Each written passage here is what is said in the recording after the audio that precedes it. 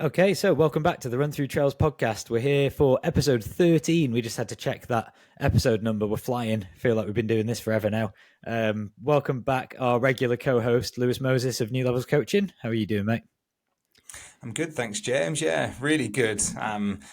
Nice crisp autumn weather, so enjoying some running at the minute. Feels like it's a really nice time of year. It's actually been quite warm, hasn't it?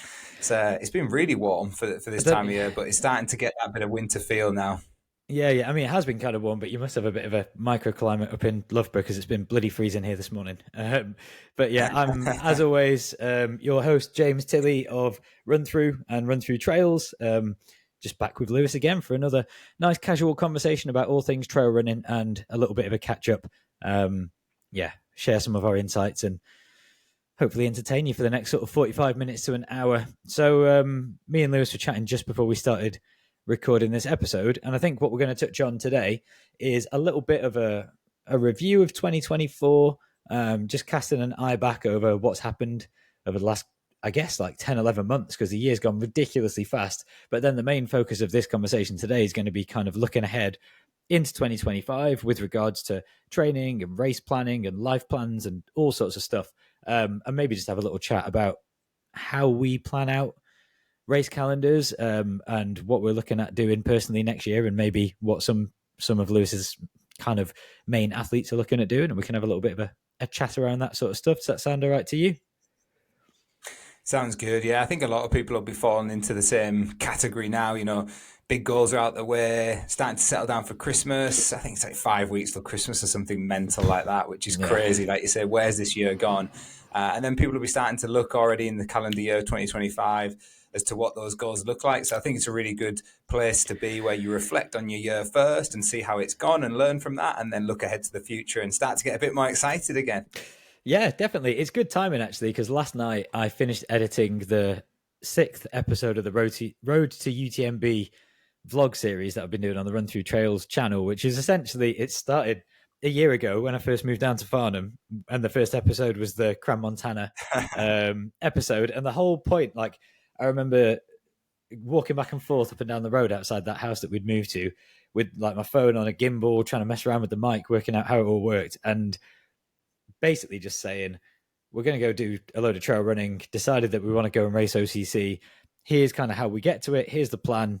Let's kind of see what happens. And now, with it being just over a full year later, and putting that final episode out, I mean, I would say I won't spoil it, but everyone already kind of knows that I didn't finish the race. So, but it actually came together quite nicely, and I finished editing it and sat down with Nicola last night, and made her watch it with me to get a bit of feedback from her and just make sure it all looked good to go. And quite enjoyed it, actually. A little bit of a emotional roller coaster, and it just brought us back around to the idea of like, okay, well, that's the perfect end to that loop, but it is a bit of a cliffhanger and a bit of a kind of like, all right, so what next? And I purposely left the episode on a bit of a jarring ending where it just, I don't know, it doesn't feel fully resolved, because it isn't fully resolved. And so her question was like, so what is next? What's the next series going to be? What's the next road to? And it kind of got me thinking about all this kind of stuff. So I suppose that's what we're gonna chat about. So yeah, I mean, I'll ask you first, mate. When it comes to looking at this type of stuff with your athletes, I suppose track season kind of falls somewhat in line with trail season. Not that there are specific seasons, but generally a lot of the races would be spring to autumn. Would you say that's kind of the case? And now we're starting to plan for next year already? Yeah, I guess the biggest difference with track runners in particular is some of them get into kind of a cross-country season quite quickly, and we have Liverpool cross-country coming up, which is a national race, which is actually a European qualifier, and the European cross-country championships falls in December of 2024. So some track runners who finish kind of late summer, early autumn, get back into things quite quickly to try and capitalise on that fitness to make like a cross-country team. But in general, a lot of people switch their focus. They start base building over the winter, those long, long, hard miles, the dark nights, early starts, those sort of things, and not too dissimilar to a lot of the trail runners out there where a lot of the races have now finished and they'll be starting to think about things into 2025.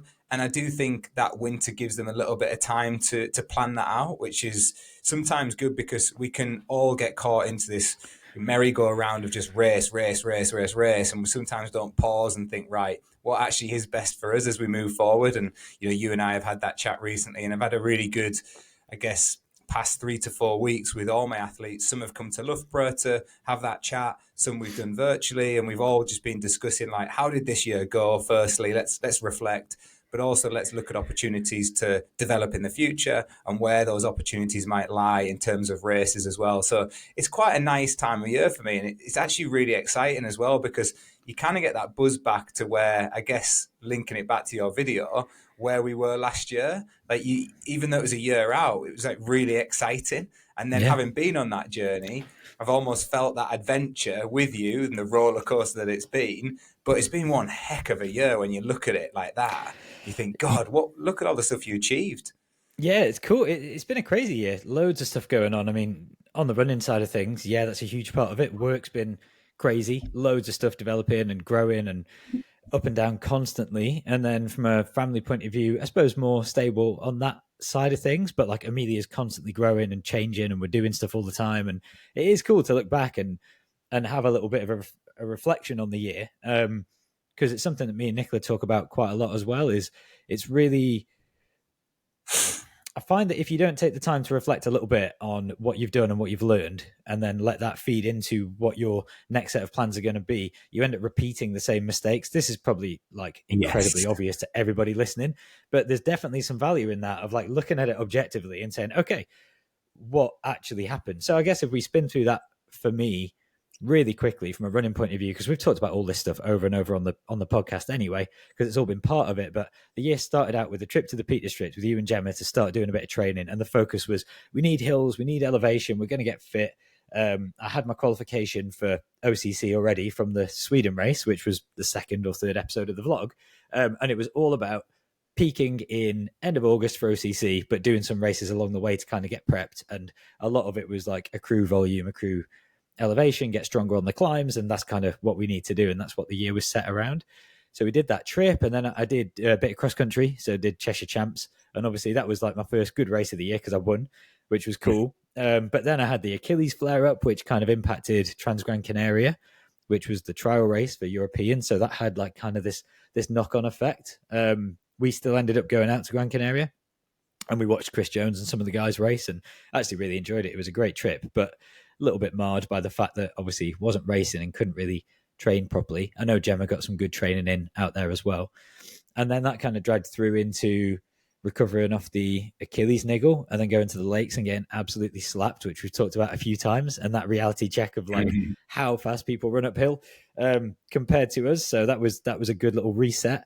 And then a bit of success at UTS with that win at Snowdonia, which was confidence boost. Like, it was a real roller coaster to then come off the back of that and have some kind of niggly stuff, but then get given the opportunity to go to Europeans. And then that in itself was amazing because that's a once in a lifetime experience. I'm so glad that that's the decision we made. That's one thing I can look back on and say that is 100% the right decision, to have had that experience and got that vest and been a part of that team. Didn't run the race I wanted to run, but the overall experience was incredible and learned a lot from it. So that was definitely a positive. And then off the back of that, some more ups and downs, right? Like we did the trip out to Verbier, we did the training in Chamonix. I was kind of ill, then I was a bit injured, and it's just been up and down, up and down, up and down. So for me, big positives were Cheshire Cross Country Champ, won the 25k at Ultra Trail Snowdonia, which was a relatively big race for me to win. Got my first ever GB vest and competed at Europeans, made it to the OCC start line as an elite and tried. And that kind of brings us to here. So like part of me would have hoped for like a better story than that and some more success and some more positives, but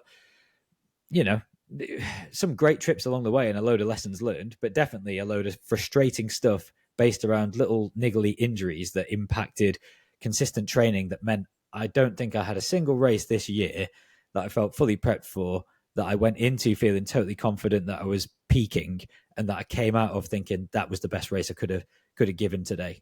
So Yeah. that in itself, I suppose, is a little bit disappointing, but also quite motivating.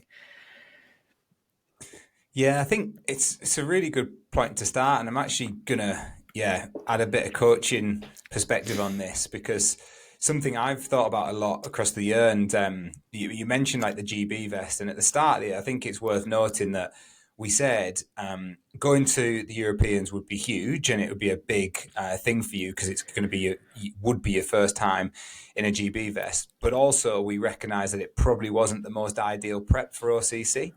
And we kind of highlighted that early on, but we also made the decision that if it was to come around, it would be very hard to refuse because it's your first GB vest. Now, if somebody has had multiple GB vests and has been on a lot of trips, then they might have made a separate, like a slightly different decision to you because they might have thought, actually, it's not the best prep for OCC. And you know what, I might be putting myself a little bit at risk, so I'm going to not go to that, or I'm going to pick a different event. And we saw that actually at the champ. So if you remember, we saw Chris Jones, who you mentioned, he did the uphill and the up and down, and we saw Francesco Puppi do similar. He only did a shorter event. We saw Judith Vida, and all three of those people did exceptionally well in the OCC, but they didn't do like one of the longer races at the Europeans. So I think we actually made the right call at the start of the year to plan it out and say that race that you're going to do at the Europeans or potentially going to do actually wouldn't be the best prep for OCC. However, there's no way you're going to turn it down either if an opportunity presents itself. So I'm glad you've said like there's no regrets there because I do think it probably impacted what happened later on in the year because the body never really fully recovered. So we were kind of playing catch up, but at the same time, you had such a good experience out there and you're now a GB international and nobody will ever be able to take that away from you. So yes, the OCC might not have gone according to plan, but I think there's a lesson here for everybody that sometimes you have to be willing to adapt and you have to adjust as well based on what comes around and your expectations and what your values are in life. And I think for you, it was just too big of a value there to say, no, I want to have represented my country. So you know what? I know it's a slight risk for later on in the year, but I'm willing to take that chance. And sometimes it'll just play out smooth, won't it? And everything will go according to plan. Yeah, absolutely. I mean, the other guys on the team, I don't know where else Tom Roach raced, actually. I'm not even sure if he did in the end, but I didn't keep up with that. But Tom, Jolie, and Luke obviously both went. Wait, Luke did CCC, Tom did UTMB, right? Yes, yeah. And not that I've spoken to them in depth, but from reading kind of their post-race thoughts and seeing them both DNF, I don't think they had particularly great races. I think they've had some good runs since then. I know Tom's on a bit of a comeback hype now, feeling a lot better about things. And I think Luke's just been racing over in Asia recently and stuff. Anyway, both of them have had some good races this year, aside from that. And whether or not that's a factor, I don't know. But it's interesting that we all raced the 60K at Europeans, and then I went to OCC, Tom went to CCC, and Luke went to UTMB. So kind of how that feeds in and how appropriate it is. But you're totally right. I mean, you just want it all. I think people naturally kind of ideally want the best outcome of everything. It would have been amazing to have great results at all those races that we had planned out. And when you write a plan down on paper, I think this is almost one of the first learnings for me for next year. A plan's great. Like, it's all well and good. I really like planning. It makes me feel sort of comfortable in control. It gets me excited and motivated to put the work in. But the fact of the matter is, like, the chances that plan actually plays out as you've written it down is so slim. Yeah. And you just got to be, ready for that. Yeah, like, it doesn't happen ever. So that'd be my first thing to take away and learn is, the GB vest was a massive tick. Yes, I started OCC and I got to take part in that race. Flicking back to September 2023, if you would have said those two things happened and I won a 25K UTMB World Series race and had some other good performances along the way, I would have taken that all day long. But then I'm standing here saying, a bit of a disappointing year. So it is tricky. Expectations are a weird thing, right? Yeah, they are. But I think as well, what it lends itself to quite nicely is, again, the reflections of, it was the OCC ever the most suited race to you? We again had very honest conversations about this, and we said, actually, it probably isn't, but you've automatically qualified, and it is the biggest 50k race in the world, barring the world champs, which are going to happen in 2025. So in 2024, everyone was going to be there. That's the biggest 50k race. Of course, you want to be there and test yourself against everybody in the world. That's the place to be. But does the course profile and the distance suit you right now? And the honest answer to that was no. We could pick better courses and better races that would suit you better. But you had that free ticket to go there and test yourself against the best in the world. So then we said, well, actually, we need to adjust training to match that course as opposed to suit you fully. We've got a bit of a clean slate now, and this is why I think it's quite nice, because you don't have a free ticket to OCC because you've not automatically qualified. So now it's forced us to say, well, where do we look in 2025? And we're now making decisions based on, well, actually, which courses do we feel like suit you and which races suit you best? And that's a kind of a message I'd want to send out to everybody who's listening is there is so many different races that you can do out there. You've got to find ones that really play to your strength. And if they don't, see it as a challenge to improve, of course. You don't always have to play to your strengths, but then you can't have too higher expectations, or certainly give yourself some process goals to work on in the build-up. But I think 2025, we're in quite a nice position now with you in particular, because we can say, right, which are the profiles that we really like and which races are we going to go after? And then we dictate training towards those. Yeah, totally. That's a huge part of it. To me, it's 3 factors for next year. So one of them being what you've just mentioned there. So let's pick courses that suit where I'm setting myself up for success, based on where we think my strengths lie and where I'm going to potentially have a good race. Because these races are getting more and more competitive. I think one of the big things we've learned from this year is that looking at results from 2022 means nothing now. It's a different world. And that's only going to continue to change that way. So we are looking to win races. We're looking to succeed. We're looking to podium. We're looking to have that experience, because I've only got a few more years where I can do that at kind of a senior level before thinking about age groups and whatever. So why not maximize that by choosing courses that suit me? Because I do have certain strengths that are stronger. But the other 2 parts of it, well, one huge part is the work-life balance and how it fits in with what I'm trying to do. And I think what we learned this year is the time is there to do it. And my job's incredibly flexible and supportive of what I'm trying to do. And obviously I'm working in running events and working in trail running. It fits perfectly. But the travel and the driving and particularly stressful, busy times with heavy event workloads or busy times of the year from a run-through work point of view, it makes sense to kind of like plan around that a little bit, rather than just saying, I want to do this race falls on this date, so let's work out a way to make that fit.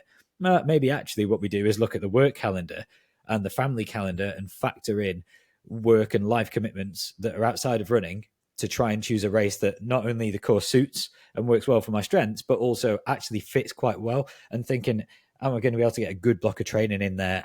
Are the stress levels going to be a little bit lower? Am I going to be a bit more rested? Am I going to be able to stay in that consistent routine and benefit from all the things that come along with that? So that's the second piece that I know we've talked about. And then the third one, actually almost the most important one to me this year, is picking stuff that I'm excited about, not purely because it's challenging. Like OCC, biggest race, difficult profile, doesn't really suit.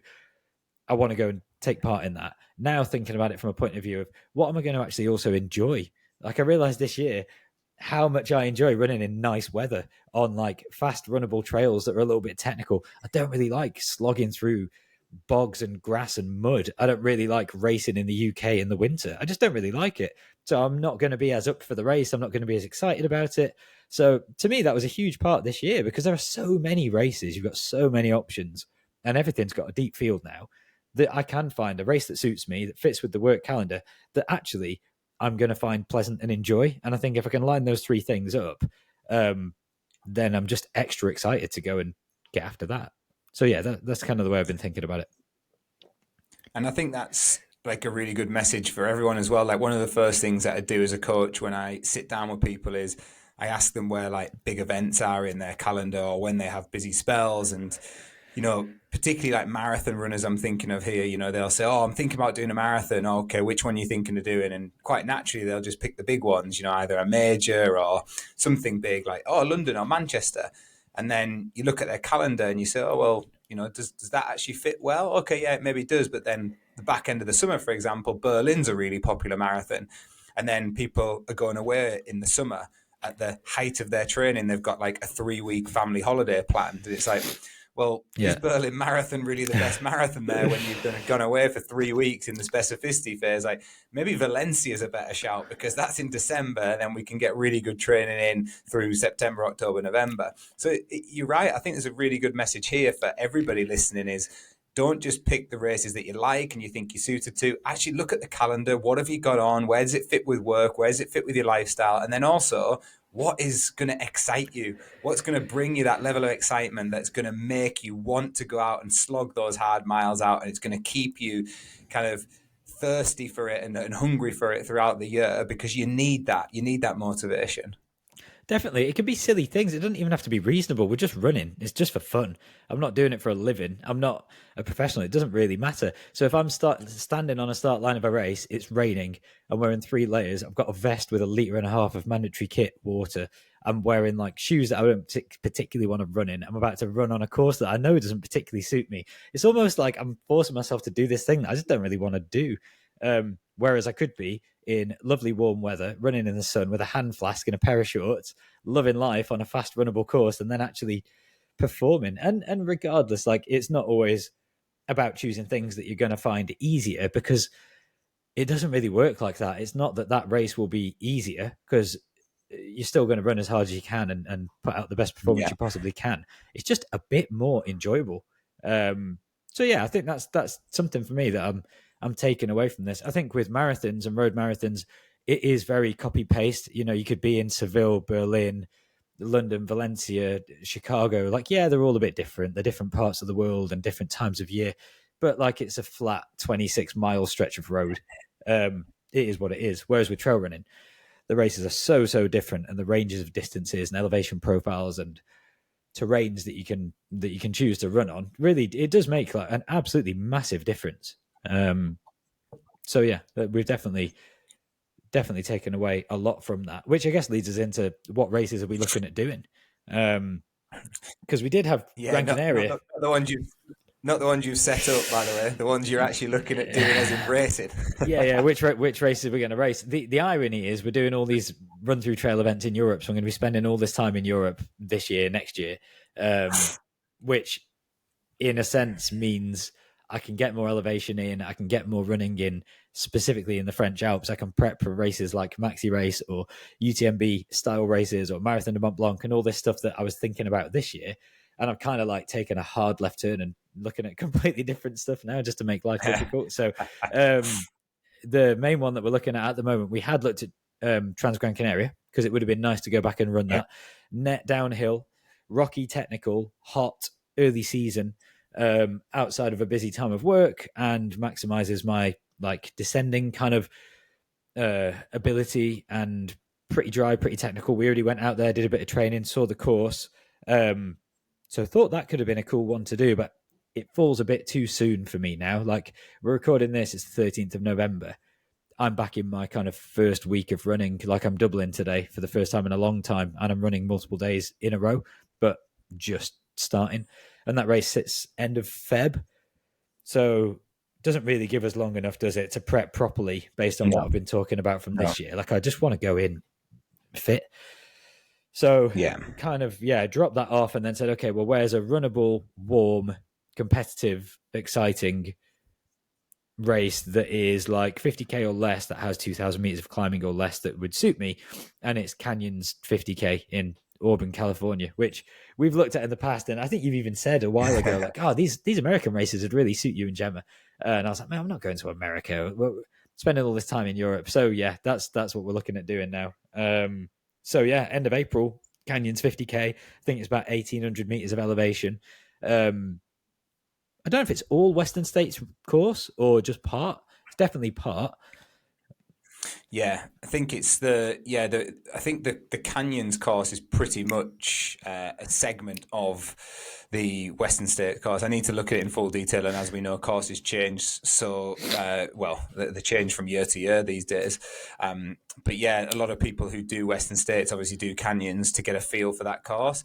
When you said about doing California, I was thinking, God, you've picked one there, haven't you? Like, what a place to be going in April. Yeah.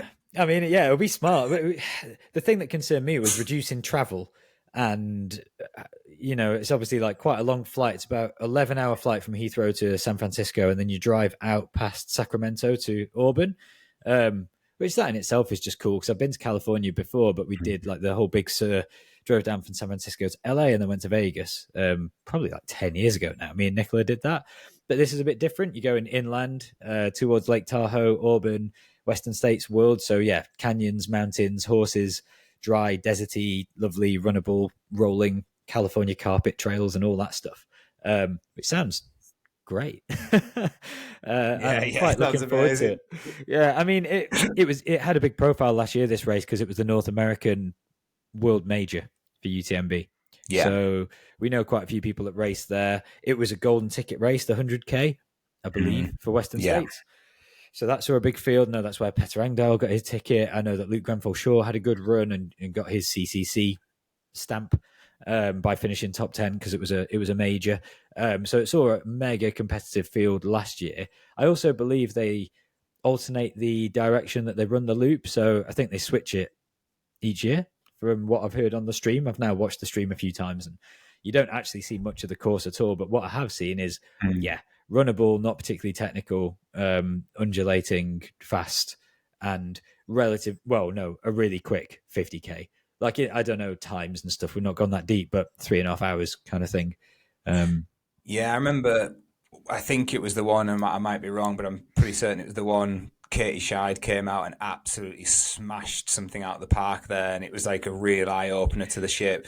Katie was in like we'd seen her in Gran Canaria. She'd done like the vertical K there, and then she came out of Canyons, and everyone's like, "Whoa, okay, like different ball game this year for Katie Scheid." And then obviously went and had the year that she had, but it demonstrated to me based on that result, I was like, "Wow, this is fast. Yeah, this is really quick." Which again, I do think suits you. It does suit you with your background. It's something, you know what, I think one thing we didn't touch on, which where I probably noticed that the most, and I think your feedback was really important, was when you ran Morzine and you did Morzine before the OCC, you did it a bit as a training run and you were like, on this certain gradient of climb, I was just like, really easy and I could keep with the guys, if not like lose them. But then when it got like really steep, I just noticed that they would put time into me. And that was a bit of an eye opener for me because I'd started to cotton onto that even on our trails in the UK. And I think because of our background and that running ability, I think there's a certain gradient of climb that suits you in particular and us as, more road runners. And fitness plays such a huge part. But when you start going really technical and really steep, there's definitely a skill to it, and it requires being in the mountains a lot more, or you certainly have to have certain attributes, body, genetics, that will help you with that climbing. And I think when you mentioned this race in California, immediately I just thought, right, that is ideal because it's like more of a fitness test with climbing that's involved, and it's not more of, you have to be great at climbing to be good at this race. Yeah, no, definitely. It's definitely more of a runner's race. I think that gradient is about 10%. And I feel like once you get over 10%, you're still running, obviously, all the way up to 20, but it's a very different type of running, very different movement pattern, like choppier stride. And then as soon as you get into power hiking, the guys who are really top class climbers, they either just run away from you because they're freaks and it's Francesco Pupi or Eli Hemming or something, just flying. But even the guys who are similar ability level or even maybe like slightly lower rated or seeded coming into the races, they'll just hike straight past because they're just doing it more. Like any training, you are just conditioning your body to do a thing, and we just have a lot more runnable terrain here. And even when we're trying to find that elevation, it comes in short stints. And the terrain we have access to here in the UK maybe not surface wise. Well, in Surrey, probably not that different, but more closely is going to mimic this type of terrain that we're going to see in California for sure, because it is shorter, punchy climbs and then more kind of undulating, rolly service roads, Yeah. single track, fast runnable stuff. Not totally dissimilar from Cullinan, but obviously just a very different look and feel, because that was a bit Yeah. muddier and a bit sandier. But yeah, looking back at the results from Canyons last year, bearing in mind that it was the World Major for North America, so it's going to see a big field. I mean, the other thing to factor in is that like it's a long way for Europeans to travel, so you do see a very US heavy Yeah. Yeah. I think, like did it Hayden roster. win it? So Eli, Did it Eli Hayden and won the Eli? 50k. Eli Eli did it? won it. Yeah, Eli, Eli yeah. was ill the day Yeah. before or something. He had a freakish year. Like he is unbelievable. But I mean, he scored 889, which is relatively low for him. But obviously, it's not low at all. It's solid. And that was in 3 hours 25. Daniel Jones, Kiwi, Yeah. Adidas runner, who obviously also had a great year, ran 328 for second, and Cole Watson, another American, 332. Seth Ruling in fourth in 335. Mario Mendoza in fifth in 339, scoring 833 points. And then Luke took sixth place in 3 hours 44 with 812. And I do remember chatting to Luke afterwards and saying, wow, that was a good run, mate. You must have felt good about that. And I know that he wasn't particularly, I'm not sure he won't mind me saying or whatever, wasn't particularly chuffed with it. And looking at that score, I can now kind of understand why, because I just saw top 10 at a major and figured, well, that's the box ticked. But I know he didn't feel like he had an amazing day out there, and he's still running inside Right. 3 hours 45. So but yeah, pretty much exclusively US with a couple of like Kiwis and Brits and Canadians dotted in, no Europeans, which is really interesting. So yeah, it's interesting. But in that range of 3.5 hours, I think that's another big thing that we learned from this year is we already knew it, so we didn't really learn it, but it was confirmed for us is that like the stats are irrelevant. It's the length of time you're running for that kind of really matters. So gradients and elevations play a massive part, and the style of terrain and all that kind of stuff. But a 50k isn't a 50k, because a 50k can be 3 hours or a 50k can be 7 hours, and it really depends on so many other factors. So this isn't a 50k. This is a 3.5 hour race, which actually, Yeah. for me, I think is where I want to sit. I think for me, 3 to 4 hours is my sweet spot, of where I stand the best chance of performing well, and so this is right in there for me. Yeah, I think that's a good point as well for people who are maybe thinking about like these UTMB races or other races that categorize their races into categories. So, UTMB has a 20k category, a 50k category, a 100k category, and a 100-mile category, and don't just take that for granted. Do your research, have a look at it. So, for example, the Arc, which is coming up in January, which is a race Gemma's going to be doing now. The Arc 25 is categorized as a 50k. Now, the Arc 25 is 25 miles. And since I've dug into the GPX file, I've looked, and I think, based on what I'm seeing, it's going to be around about 38k. Like, that's a massive difference, 38k to 50k. Massive difference. And then, yeah, and looking at the elevation from the GPX file, it looks around 700 meters. So I'm now looking at a kind of a 3-hour race as opposed to maybe a 4.5 hour race. Like, training in the build up to that event is going to be so different based on that knowledge and information. So if you are entering races in 2025 or you have entered races, I would strongly suggest looking at those GPX files, downloading them, and getting a flavour for how long you're going to be out there, because it really dictates what you do in training. And the training demands for a 3-hour event are very different to the training demands of a 5-hour event. And we need to be aware of that, because you made a really good point before, James. Just because it's shorter doesn't mean it's easier, because that's going to require you to run faster. And often when you run faster, it can do more muscular damage, and you can run the risk of, bonking or cramping, because you're really having to put those forces through the legs. So you need to condition the body to be able to run faster too. So for canyons, for you, a lot of your running is, there'll be a lot of threshold stuff done at 10% gradient on the treadmill, because I think that is a sweet spot. I 100% agree with you, by the way. I think that is the sweet spot, having trialed it now for a year. But I think there has to be a lot of stuff done on undulating terrain where you're out for 2 to 3 hours steady, where you actually run fast, because that's going to condition the legs to deal with the demand on the day as well. And that's completely different to a 6-hour OCC race. Oh, it's going to be closer to marathon training. I mean, Mm. it's in a lot of ways, isn't it? Those long undulating 20, 25 mile long runs that you do towards the end of your prep for a big marathon block is going to be so applicable to this. Even like racing a road half Yeah. marathon is probably not the worst thing. I mean, there's loads of stuff that we can look at, obviously, but yeah, it's a very different race. I was trying to find the course record on that ARC 25 race. Is that a new addition since UTMB bought the event, the ARC 25? Good.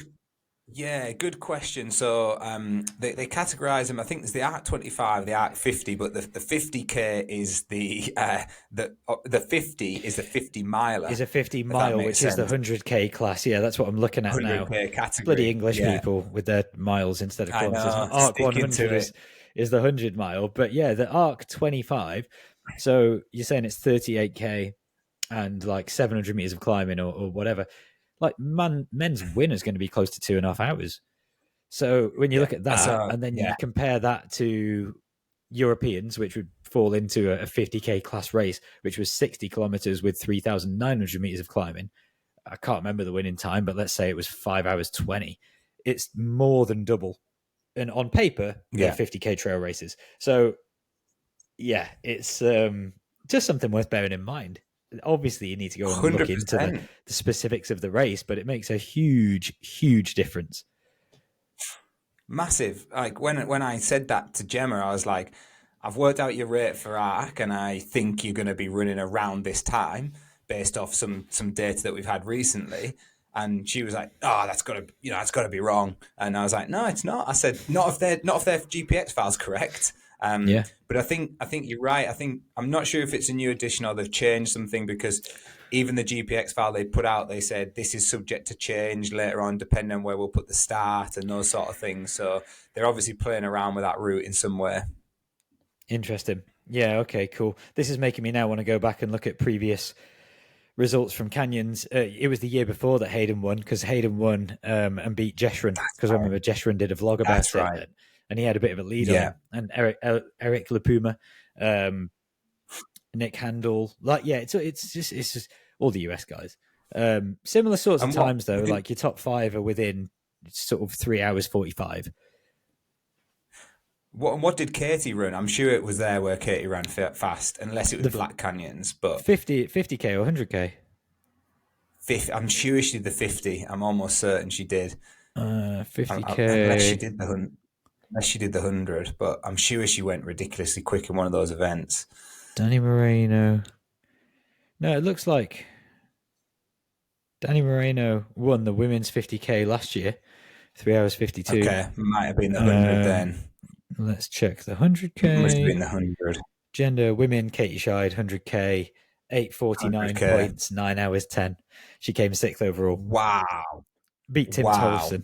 Yeah. Beat Kevin from Nuun. Beat Brandon Gardner. Who Who actually, there's a name from the and past. That's the Squamish dude. did Kevin win MCC as well at Kevin won UTMB this year? MCC this year. Yeah. To be fair to Yeah. him, there at Canyons, he scored 8:12, which probably is a bit low compared to like his standard. Rod Yeah. Favard ran 8:44 for the win. Drew Holman in second, 8:51. So Petter Engdahl, for example, third place that year in the 100K at Canyons, 8 hours 55, so just inside 9. Scored 8:72, which is solid for him. That's probably not incredible for him, but that's, CCC course record holder, legit world-class athlete. And Katie Scheid was 15 minutes behind him in a 9-hour race, which is basically nothing. So, I mean, yeah, she had a ridiculous 2024, didn't she? Her and Eli Yeah. both just destroying. Yeah, ridiculous. But Trail no, it's exciting, man. without a doubt. Yeah, 100%. I mean, it's just cool now to look into all this stuff as well. And that's what I wanted out of it. You can probably tell as I'm talking about it and starting to look at results. I've been watching the stream. I know that I'm going to corner Luke at some point and pick his brain about what the race was like and what the course was like and what he's thinking about shoes and the kind of training we can do. It's exciting because it's a little bit different and I feel like it suits me.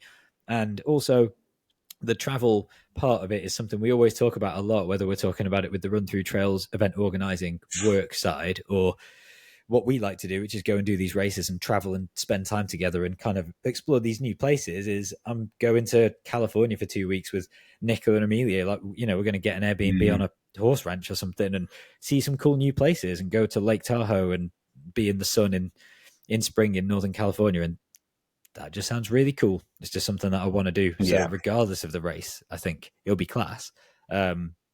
But I do still, I really just want to have a good race as well. So it's exciting, man. It's exciting. And topped up by the fact that this is the first week of proper running really for a while. Trying to still kind of keep it all dialed back, but feels like we're headed in the right direction, I would say. I think it's a good message there as well for anyone planning their year in 2025. Like, not just the races that excite you, but maybe looking at where you want to visit as well. Like, people are now traveling the world and combining their travel with racing, which I think is great for, I guess, even if we look at it from a climate perspective, rather than going on holiday and then going to a race as well. Like, can you combine the two so that you're cutting down your carbon footprint a little bit? So you're like, here you're doing a family holiday and racing at the same time, which is great. So why not pick those places that attract you and the family, and then you're doing two things at once? And I think that's a really good way to look at it for people, like whether you're a road runner, trail runner, looking at those destinations that you may want to visit and saying, well, let's just spend a little bit more time out there and combine it with a race. Why not? Definitely. Yeah, it kind of makes me giggle a little bit, because that's what this whole year's been for Nicola and Amelia, was getting dragged around to my races and trying to package them up as holidays. But it does raise the question for anyone thinking about doing that stuff, especially if you've got a family or a kid or whatever, how you time that. Because for me, obviously, I want to get out there as long before the races I possibly can to acclimatize and get the travel out of your legs and do a bit of running and feel fully prepped. But then that means that I'm going to be broken for 2 days after the race and then fly back. So it's not really a holiday, it's me tapering. Or you rock up a few days before, do the race, and then you have a nice week off, where it's always a bit of a slump after a race, right? We've talked about this in the past, that like you just feel a bit crap, don't you? You feel a bit flat, whether you have a good race or a bad race. You have a bit of a low kind of week. A lot of people do, I often do, after a race. But tying that in with being in a beautiful place with your family and having a bit of a holiday and not worrying about when am I getting back running because you're going to go horse riding or sitting on a boat. So, I mean, yet to define exact time parameters, but I'll definitely be pushing to arrive as early as possible, to make sure we get those 10 days before, because I think you kind of need it, man, for that much time difference and travel. Like, I think to me, 10 days is minimum. Yeah, and with the heat factor as well, we know that it takes, at least sort of 5 days to adjust to the heat. And if it is hot out there, then that's a good time frame to allow you to get used to that heat. Might have to do some heat stuff in the build-up as well, which is things that you got to factor in. But that time period just gives you that buffering period, I guess, like you say, especially with the long travel there. And I guess the other thing to say is, if you are tapering down, then you tend to have a little bit more time where you can relax with the family and go and do a couple of things that are a bit more relaxing, whereas it's not like you're going out there and you're on a training holiday where your days are rammed with training, you just want to put your feet up all the time. So yeah. But if whenever I'm talking to marathon runners and they say, I'm going to go out like 5 days before and come home the day after, I'm like, that's bad news, because you're going to do all your sightseeing in those 5 days before the race. Like, that is not a good idea. Like, don't front load your trip, back load it, get your race done, and then do all your sightseeing. Get on an open top bus when your legs are screwed. There's nothing wrong with that. Yeah, you just have to plan out the right type of activities where you're sat on your ass as much as possible. You don't want to be hiking around doing 30,000 steps around London, checking out all the sites the week of the race. I actually just had a quick look at the weather, April time in Auburn, and generally it's like low of 10, high of 24 and sunny. So that sounds pretty nice. Perfect. Yeah, that'll do. Yeah. Well, ideal. That's kind of my plan for now. That's my big A race at the moment that we're starting to think about training for. I know in my mind mentally we've not talked about this explicitly, but I'm sort of seeing the back end of this year as getting back into running, making sure everything is right, and then that still gives us enough time for a full block starting from 1st of Jan or however that looks. I know we're going to start to do sessions now, but yeah, that's kind of mentally how I'm breaking it up a little bit. And then next summer is going to be so busy from a work point of view, in a really good way, because we've got all of these brand new RunThrough trail events in Europe. So that is going to be a lot of travel, a lot of time. a lot of stress, good and bad, because like stress isn't always bad, but it will be a lot, and I know it will be. So factoring in kind of all the opportunities to run in cool places and the time on feet that I'm going to get, and also being smart about what I do by not dragging cattle grid mats around or lifting heavy things. Everyone is fully aware now I'm not allowed to lift things. Someone referred to me as glass back recently, so it's it's been accepted that that's the situation. But then maybe looking at something back end of the year, like just doing it unconventional racing year, like do something early spring in the US and then look at something autumn, early winter overseas as well, with a warm climate, and just spend the summer working, training, trying to stay consistent. I think for me is the ticket next year, because to try and wedge a big goal race into the summer next year isn't going to work, as tempting as it is with UTMB coming back around, and especially with Worlds, because that was something that I did really want to go for. It just doesn't work. So I just don't think there's any point in trying to force it. And I know we had that chat. Yeah, as hard as that is, I think that's where you've got to be really honest with yourself, whoever you are, and have those honest conversations with yourself. And I think my big message to people would be, don't just do things that everybody else is doing, because that's the easy thing to do. Don't just do things because they are the big races either, and you feel like you need to be there. Actually take a sensible look at your calendar in 2025, take a sensible look at what you want to achieve and how you want to spend your time, and that will really help you to dictate where you want those or where you want that plan to go. But then I think my final message would be, as you mentioned right at the start, plans are great, but they don't always go according to plan. So be flexible with it. I write a long-term plan out for everybody at the start of the year, and that long-term plan by the end of the year looks nothing like it did at the start of the year. But you've got to be able to adapt that. You've got to be flexible with it, and you've got to stay true to what you want to achieve within that plan. It's just things have to change from time to time, but don't think that everything has to be set in stone. You can still adapt. So yeah, they'd be my kind of key takeaways from this conversation, and key messages to people who are listening, who are thinking about planning out their 2025, which I know a lot of people are. Yeah, definitely. It's just the only way to look at it. I think previously I would set a big goal and that would be the be all and end all, and that's all I would think about and focus on. But now that's one of the big things I've learned from last year. And one of the positives of having an up and down roller coaster year is the realization of stuff doesn't always work out. It's fine if it doesn't. There's loads of other races. There's loads of other things you can do.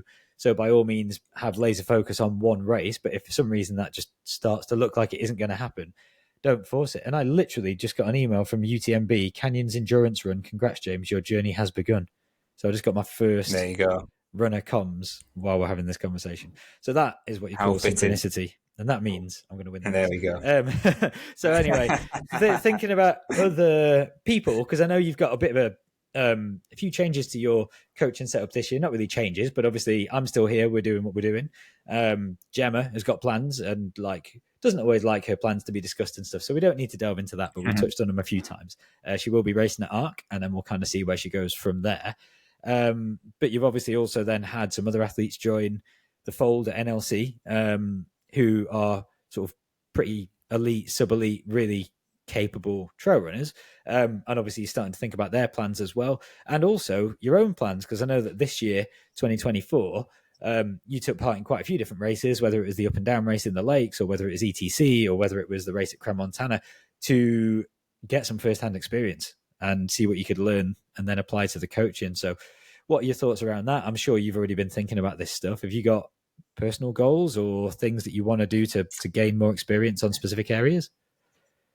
Yeah, it's a good question. So my personal goals are always with the coaching in mind. So I'm still entering events to learn more about them, but also there's that level of accountability for myself to keep myself fit and healthy. And that's really important for me as a life value. And the fitter I get, the better I generally feel. So training at a good level is something that I will continue to do. And actually, I've been training more the past 3 to 4 weeks than I've probably ever trained before, since I hung up my spikes officially from being a track and road athlete. Nice. So yeah, I'm knocking out like 70-mile weeks at the minute, which is quite big for me. And turning a bit of a corner in terms of running fitness. So my goal towards the start of the year, actually, I've entered the Three Peaks Marathon, which is in April, and I'm going to give that a go in the Yorkshire Three Peaks. So that'll be nice. It's fits well with me being from the north and having a bit of ties with Yorkshire, and yeah, enough motivation to keep me accountable through the winter. And then I'm actually waiting to see where the Golden Trail Series races will be in the UK. So seeing what their series look like in the UK and seeing if I can get to a few of those, just as a bit of fun. And I think they suit me a little bit better. So that's kind of my plans, just to stay fit, stay healthy, keep learning on the job and learn more about these courses and how I feel like I can then apply that knowledge to coaching, because I do feel like it makes a big difference. And taking some inspiration from some of the other coaches as well, who are still competing at quite a high level, and realizing that that's probably what they're doing as well. They kind of learn on the job. And then for the people who I've taken on recently, so some would fall into that elite category, some would fall into that sub-elite category with a lot of potential. We're mapping out their training and their races into the new year.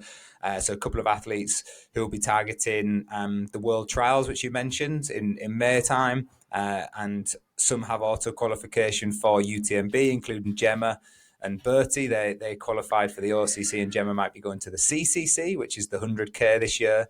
So new challenges for me as a coach as well, as people progress up to those longer distances.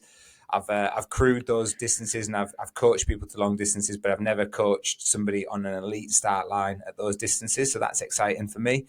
And opens up a whole new world as well of crewing again, especially when it's your wife. So that's going to be interesting.